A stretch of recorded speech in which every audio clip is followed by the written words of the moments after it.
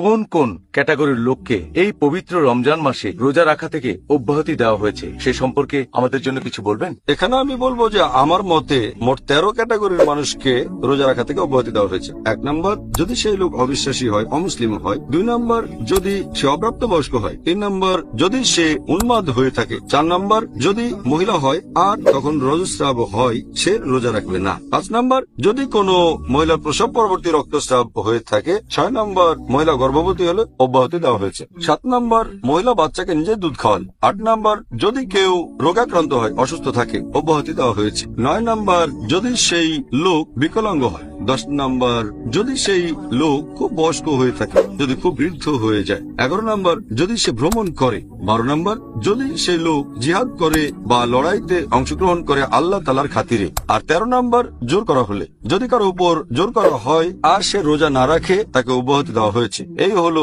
সংক্ষেপে 13 ক্যাটাগরির মানুষ যাদেরকে রোজা থেকে অব্যাহতি দেওয়া হয়েছে।